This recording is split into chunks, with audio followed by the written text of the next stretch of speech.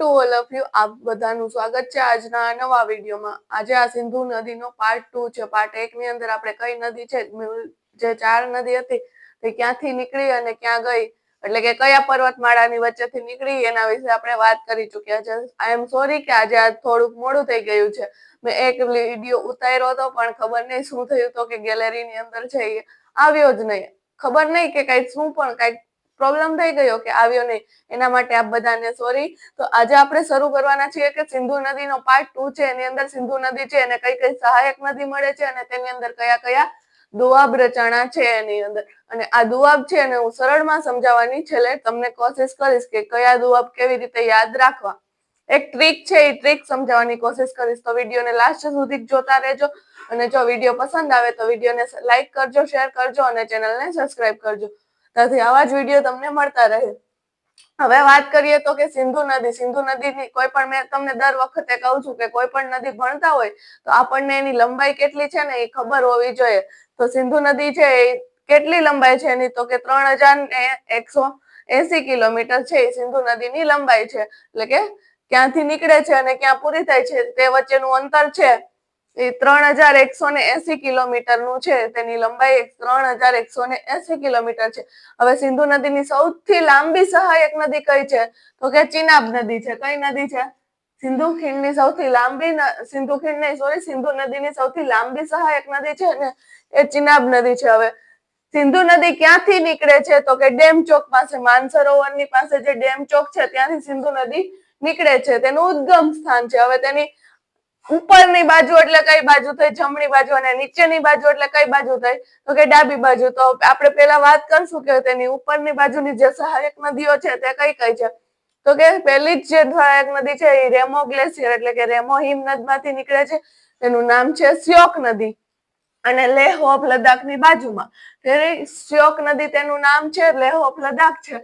અને સિયાચન હિમનદમાંથી નુબ્રા નદી નીકળે છે તે તેને મળે છે। કયા નદી છે તો કે ક્યાંથી નીકળે છે? પહેલી જ સહાયક નદી રેમો ગ્લેશિયર માંથી નીકળે છે અને સિયાચિન ગ્લેશિયર માંથી જે નુબ્રા નદી નીકળે છે એ શ્યોક નદીને મળે છે અને બે નદી આગળ મળીને લેહ પાસે છે એ સિંધુ નદીને મળી જાય છે। ત્યાર પછી છે હિસ્પર હિમનદ। હિસ્પર હિમનદ છે ત્યાંથી કઈ નદી નીકળે છે? સિગાર નદી। કઈ નદી?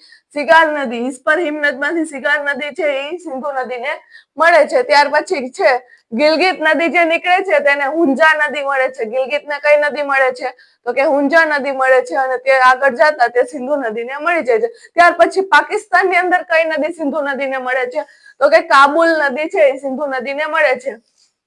ત્યાર પછી છે બીજી કઈ પાકિસ્તાની નદી છે એ સિંધુ નદીને મળે છે તો કે ગોમાલ નદી। હવે આમાં છે ને એ મેન જે નદી મળતી હોય ને એ જ કહું છું કેમ કે એવી તો કેટલી સહાયક નાની મોટી મળતી હોય પણ જે મેન છે એ હું તમને સમજાવવાની કોશિશ કરી। તો જમણી બાજુની કઈ કઈ સહાયક નદી મળી? શ્યોક નદી, નુબ્રા નદી અને શ્યોક નદી બે મળીને સિંધુ નદીને મળી। પછી ત્યાર પછી સિગાર નદી મળી, ગિલગિત હુંજા નદી મળી, કાબુલ નદી મળી અને ગોમલ નદી મળી। હવે આપણે વાત કરીએ તો કે ડાબી બાજુની કઈ છે? જમણી બાજુની તો વાત કરી ચૂક્યા તો કે હવે ડાબી બાજુની જે સહાયક નદી છે એ કઈ છે તો પહેલી જ નદી જાસ્કર શ્રેણીમાંથી નીકળે એ કઈ નદી છે? જાસ્કર નદી છે એ સિંધુ નદીને ડાબી બાજુની સૌથી સહાયક પહેલી નદી છે। ત્યાર પછી છે સુરુ નદી અને ત્યાર પછી છે વેરીનાગ અને શેષ। વેરીનાગ છે તેને શેષનાગ પણ ઓળખે છે। તે છે આગળ જતા ક્યાં સમાઈ જાય છે? હુલર નદી, હુલર ઝીલ છે તેમાં સમાઈ જાય છે વેરીનાગ અને શેષનાગ। ત્યાંથી પાછી એક નદી નીકળે છે અને કઈ નદી કહેવામાં આવે છે? ઝેલમ નદી। અને ઝેલમ અને સિંધુ વચ્ચે જે દુઆબ રચાણો છે, રેડી?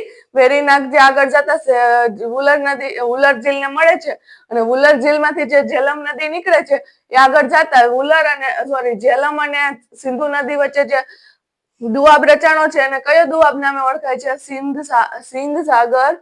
સિંધ સાગર દુઆબના નામથી તે રચાય છે। ઝેલમ નદી આગળ જતા કયા મળે છે? આજે ચિનાબ નદી છે એને મળી જાય છે। હવે ચંદ્ર નદી અને જાસ્કર શ્રેણી વચ્ચે છે અને બે બાજુથી કઈ નદી નીકળે છે? એક બાજુથી ચંદ્ર નદી નીકળે છે અને એક બાજુથી ભાગા નદી નીકળે છે। આ ચંદ્ર નદી અને આ ભાગા નદી, ચંદ્ર અને ભાગા મળીને આગળ જતા જ્યાં મળે છે આ નદી એનું નામ શું થઈ જાય છે? એ નદીનું નામ ચંદ્ર અને ભાગા મળીને ચિનાબ નદીની રચના કરે છે. જ્યાં એ બે મળે છે ત્યાંથી તે આગળ જતા એ નદી છે એ ચિનાબ નદીના નામે ઓળખાય છે. ચિનાબ અને ઝેલમ વચ્ચે જે દુઆબ રચાણો છે એને કયા નામથી ઓળખાય છે? તો કે ચાંજ દુઆબ, સોરી ચાજ દુઆબ, ચાંજ નહીં, ચાજ દુઆબના નામથી તે રચાય છે. અને ચિનાબ નદી આગળ જતા છે, ચિનાબ નદીને આગળ જતા કઈ નદી મળે છે? રાવી નદી. કઈ નદી મળે છે? રાવી. રાવી ક્યાંથી નીકળે છે? રોહતાંગ દરડો, અથવા તો તેને પાસ પણ કહીએ છીએ. રોહતાંગ પાસ પાસેથી કઈ નદી મળે છે? તો નીકળે છે, તો એક તો રાવી નીકળે છે ને એક તો વ્યાસ નીકળે છે. રાવી નદી છે આગળ જતા કોને મળે છે? ચિનાબને.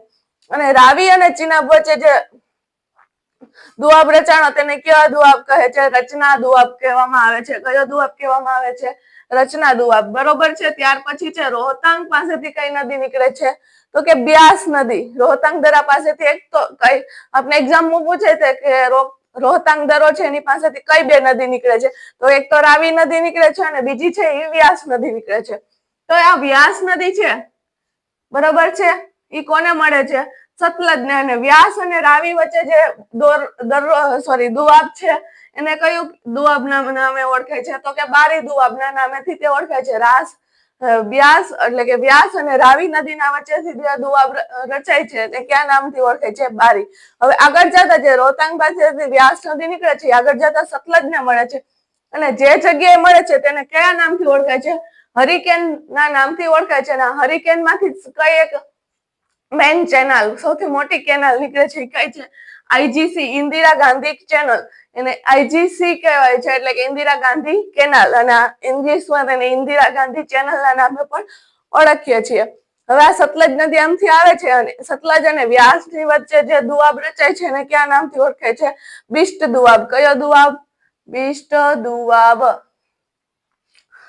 બિસ્ટ દુઆબના નામથી ઓળખાય છે. તો આ કુલ કેટલા દુઆબ રચાણા? તો કે 5 દુઆબ રચાણા. સૌથી પહેલો કયો દુઆબ? સિંધ દુ અને ઝેલમ વચ્ચે જે દુઆબ રચાણો એને સિંધ સાગર દુઆબ કીધો.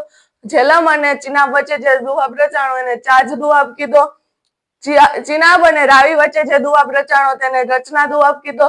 રાવી અને વ્યાસ વચ્ચે દુઆબ રચાણો તેને બારી દુઆબ કીધો. ત્યાર પછી વ્યાસ અને સતલજ વચ્ચે જે દુઆબ રચાણો એને બિસ્ટ દુઆબ ના નામેથી આપણે ઓળખીએ છીએ. અને ઉપર સૌથી મોટી કેનાલ કઈ છે?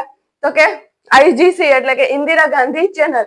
હવે હું તમને સમજાવવાની કોશિશ કરું મોસ્ટ આઈએમપી કે આ બધા દુઆબને છે કેવી રીતે આસાનીથી યાદ રાખવા. હજી પણ આ એક આઈએમપી છે કે ભાગા અને ચંદ્ર નદી છે એ આગળ જતા તેનું નામ શું થઈ જાય છે? તો કે ચિનાબ નદી. અને તે ચંદ્ર અને ભાગા નદી કયા કયો એક પર્વતમાળા વચ્ચેથી નીકળે છે? તો કે જાસ્કર પર્વતમાળા વચ્ચેથી. રેડી? તો આજે હવે હું તમને કહું કે આ બધાને યાદ રાખવા હોય તો આ દુઆબ છે એ અઘરા પડે છે, અમને યાદ નથી રહેતા. એના જે નદીઓ છે ને એના ઉપરથી તમને દુઆબ યાદ રાખી દે.